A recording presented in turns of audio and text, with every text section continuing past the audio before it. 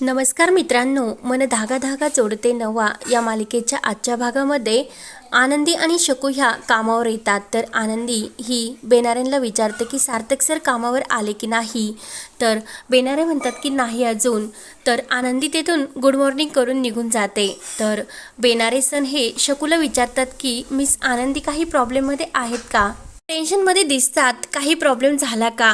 शकू म्हणते की नाही, जरा घरचा थोडासा प्रॉब्लेम आहे. तर शकूसुद्धा तेथून आपल्या कामावर निघून जाते. तर आनंदी आपल्या कॅबिनमध्ये टेबलवर येऊन बसते, पण तिने आज गणपती बाप्पासाठी फुलं आणायची विसरलेली असते. तेव्हा आनंदी विचार करते की आता सार्थक सर आले की नाही आणि मी फुलंसुद्धा आणायची विसरले. देवाला नमस्कार करून आनंदी विचार करते की सार्थक सरांना आता कसं फेस करू मी, आणि ते जर टेन्शनमध्ये असले तर. म्हणून आनंदी विचारात पडते. म्हणून आनंदी सार्थकला फोन लावण्याचा विचार करते आणि नाही नको, सार्थक सर येतच असतील, काहीतरी कामात असतील, आल्यानंतरच मी त्यांना विचारेल, म्हणून ती सार्थकला फोन लावत नाही आणि सार्थक सरांना इतका उशीर का झाला असेल याच्या विचारात येते. त्यानंतर इकडे सार्थक आनंदीच्या गणपती बाप्पासाठी फुलं घ्यायला दुकानात येतो.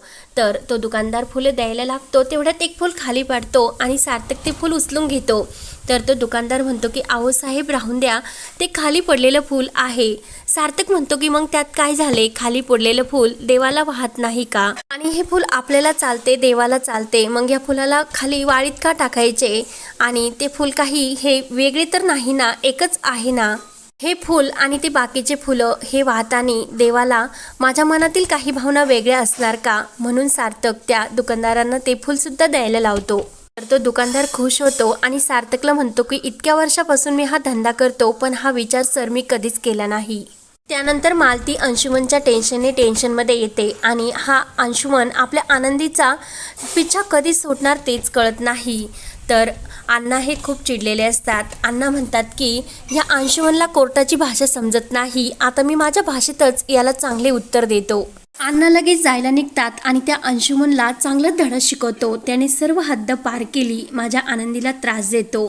मालती अण्णांना अडवण्याचा प्रयत्न करत असते, मात्र अण्णा काही ऐकत नाही आणि अण्णा रागातच निघून जातात. तर मालती मनोजला आवाज देते आणि अण्णामागे त्यांना पाठवते. त्यानंतर इकडे रेश्मा ही आपल्या हातामध्ये एक कागद घेऊन ऑफिसमध्ये मोठ्या डेअरिंगमध्ये येत असते. शकू आणि बेनारे मात्र रेश्माकडे बघत असतात. रेश्मा डायरेक्ट आनंदीच्या कॅबिनमध्ये येते आणि बेनाऱ्यांना आवाज देऊन या आनंदीचं सामान पॅक करायला सांगते. तर बेनारे म्हणतात की रेश्मा मॅडम तुम्हाला नेमकं काय करायचे. रेश्मा म्हणते की बेनारे सर, तुमच्या आनंदी मॅडमचा या ऑफिसमधला शेवटचा दिवस आहे. तेव्हा सर्वजण आनंदीकडे बघत असतात. आनंदीला मात्र रेश्मा काय बोलते तेच समजत नाही. रेश्मा म्हणत असते की काय ग आनंदी, सर्वांबरोबर खोटं बोलली ना, पण तुझं खोटं हे सर्वांसमोर येणारच होतं. आनंदी म्हणते की रेश्मा मॅडम मी काय असे खोटं बोलले हो. तर रेश्मा म्हणत असते की हा फॉर्म बघ, या फॉर्मवर तुझे नाव काय आहे की मिस आनंदी वर्तक. तर आनंदी म्हणते की हेच माझे नाव आहे. तर रेश्मा म्हणते की नाही, तू खोटं बोलतेस, लग्न झालेलं आहे तुझं आणि तुझं नाव आहे की आनंदी अंशुमन हे सुर्वे. यावर तर तू तुझ्या नवऱ्याचं कोणतंही नाव टाकलं नाही. तर आनंदी म्हणते की तेव्हा माझा डिव्होर्स होता आणि मी तेव्हा माझ्या वडिलांच्या घरी राहत होते. रेश्मा म्हणते पण मॅरिड तर होतीस ना. आनंदी म्हणते की आता माझा डिव्होर्स झालेला आहे. तर रेश्मा म्हणत असते की तेव्हा ऑफिस जॉईन केले तेव्हा तुझा डिव्होर्स झालेला नव्हता.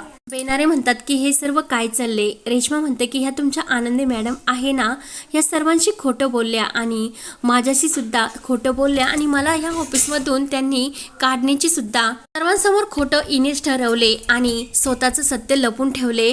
पण आता थोडी जरी लाज असली तरी आता तुझं सामान घे आणि इथून चालती हो. म्हणून रेश्मा आनंदीच्या हाताला धरते आणि तिला बाहेर ढकलण्याचा प्रयत्न करत असते. तेवढे ते सार्थक येतो. सार्थक जोरात रेश्मावर ओरडतो आणि त्यांना माझ्या ऑफिसमधून बाहेर काढणारी तू कोण आहे. रेश्मा म्हणते की अरे हिने फसवलं तुला, तुझ्याशी आणि माझ्याशी सर्वांशी खोटं बोलली. तर सार्थक म्हणतो की काय, त्यांचा डिव्होर्स झाला हे मला माहिती आहे. रेश्मा म्हणते की सार्थक मी खोटं बोलले, मी दोषी आणि ही खोटं बोलले ते चालते, इतका भेदभाव का. तर सार्थक म्हणतो की रेश्मा तुमच्यात भेदभाव आहेच, कारण तुमच्या दोघीमध्ये खूप फरक आहे. तर रेश्मा म्हणते की हो फरक आहे, ही डिव्होर्सी आणि तिचं लग्न झालं हे सुद्धा तुझ्यापासून लपवलं आणि तुझ्याबरोबर फिरत होती. तर सार्थक म्हणतो की रेश्मा हे काय बोलतेस तू? आत्ता मी हे फुलं घेऊन आलो, यातील एक फूल खाली पडलं होतं आणि त्या फुलाला माती लागली होती म्हणून ते फूल लगेच फेकून द्यायचे नसते, त्याची माती झटकायची असते. काय फरक पडणार त्यांचा डिव्होर्स झाला म्हणून? त्या कधीही खोटं बोललेल्या नाही. त्यांच्या परिस्थितीमुळे त्यांना ते फक्त सांगता आलं नाही. शकुला आणि आनंदीला सार्थकचा अभिमान वाटतो आणि तू जे काही वागलीस ना ते त्याच्या मागे तुझा वेगळा हेतू होता आणि तू फसवत होती, त्यामागे वेगळं कारण होतं. त्यामुळे तुमच्यामध्ये हाच फरक आहे. तर रेश्मा म्हणते की सार्थक म्हणतो की आवाज उंचावून बोलू नकोस. त्या अगोदर सुद्धा तुला सांगितलं होतं की इथे येऊ नको आणि तुला जर आता मनाने जायचे नसेल तर मी सिक्युरिटी बोलीन आणि तुला या ऑफिसच्या बाहेर काढेल. तुला सांगितलेले आहे की या ऑफिसचे दरवाजे तुझ्यासाठी कायम बंद आहे, त्यामुळे येथे येण्याचा प्रयत्न करू नको. रेश्माचा खूपच जळफळाट होतो आणि तोंड पाडून ती तेथून निघून जाते. त्यानंतर सार्थक आनंदीच्या गणपती बाप्पाला फुलं लावून नमस्कार करत असतो. आनंदी ते सर्व बघून मनात म्हणत असते की खरंच सार्थक सर किती चांगले आहेत, त्यांनी मला प्रेमाने समजून घेतले. मी खरं त्यांना सर्व सांगायला हवं होतं आणि मी त्यांना सांगणार होते आणि आमच्यातील मैत्री ही कालच्या त्रासामुळे खरंच तशीच आहे, काही तिच्यावर फरक पडलेला नाही, म्हणून आनंदी खुश होते. त्यानंतर इकडे अण्णा भयंकर चिडतात आणि अंशुमनवर धावून येतात. अंशुमनची गचंडी धरतात. तेवढं ते मनोज धावून येतो आणि आपल्या आनंदीला काही होणार नाही, मी आहे आनंदी सोबत असे ते म्हणतात. अंशुमन एक घाण आहे, तुम्ही प्लीज त्याच्या नादाला लागू नका म्हणून मनोज अण्णांना समजावतो. त्यानंतर इकडे सार्थक आनंदीसाठी आणि त्याच्यासाठी कॉफी घेऊन येतो आणि आनंदीच्या शेजारी टेबलावर बसू का असे आनंदीला विचारतो. आनंदी म्हणते की सर असे का विचारतात? आनंदी म्हणते की सर मीच तुम्हाला सॉरी बोलायला होतं आणि माझ्या आयुष्यात जे काही घडलं ते खरे सांगायला हवे होते, पण परिस्थितीमुळे मी नाही सांगू शकले. सार्थक म्हणतो की चूक तर माझीच आहे, कारण मीच तुम्हाला समजून घ्यायला हवे होते. सार्थक म्हणतो की मिस आनंदी, तुम्ही जर कम्फर्टेबल असतात तर तुम्ही इतका दुसऱ्यांना आनंद देण्याचा प्रयत्न करतात. माझ्या वडिलांचा जीव तुम्ही वाचवला. ज्या मुलीचं नाव आनंदी आहे, जी मुलगी इतरांशी किती चांगलं वागते, दुसऱ्याच्या भावना समजून घेत असते, त्याच मुलीच्या आयुष्यात इतका त्रास तिच्या नवऱ्याने का दिला असेल? प्लीज तुम्ही मला हे सांगू शकता का? आनंदी म्हणते की हो सर, मी तुम्हाला नक्की सर्व सांगते.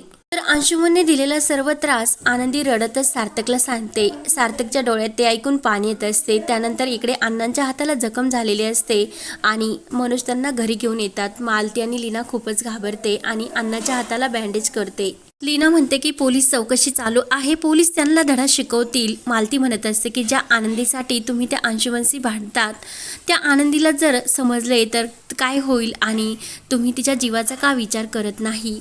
त्यानंतर इकडे आनंदी सांगत असते की मी अंशुमनच्या त्रासाला कंटाळून जीव देण्याचा प्रयत्न करत होते, म्हणून नदी तीरावर त्या दिवशी मी जीव देण्यासाठी चालले होते, पण मला तुमचे बाबा भेटले आणि बाबांनी मला तेव्हा तेथून वाचवले आणि त्यांच्याबरोबर बोलण्याने मला जगण्याचा मार्ग मिळाला. तर सार्थक म्हणतो की इतका त्रास सहन करून सुद्धा खरंच मला तुमचे कौतुक वाटते, कारण तुमच्या चेहऱ्यावर कायम स्माईल असते, मला खरंच तुमचा अभिमान वाटतो. सार्थक म्हणतो की आनंदी मॅडम, तुम्ही हसल्यावर खूप सुंदर दिसता, म्हणून माझ्यासाठी तरी तुम्ही एक स्माईल करा. तर आनंदी आपले डोळे पुसते आणि सार्थकडे स्माईल करून हसते. तर लगेच आनंदी म्हणते की सार्थक सर, खरंच मला तुमचा अभिमान वाटतो आणि मला सुद्धा तुम्हाला थँक्यू म्हणायचे, कारण तुम्ही एक मित्र म्हणून हे सर्व समजून घेतले आणि मला सुद्धा. तेव्हा सार्थक म्हणतो की आपला लंच बाकी आहे. तर आनंदी म्हणते की जाऊ आपण नक्की, म्हणून सार्थक आनंदी एकमेकावर खूपच खुश असतात आणि कॉफी शेअर करत एकमेकांबरोबर कॉफी पित असतात. तर हा भाग येथे संपतो. तर आता पुढे काय होणार हे पाहण्यासाठी आपल्या चॅनलला नक्की सबस्क्राईब करत राहा. धन्यवाद.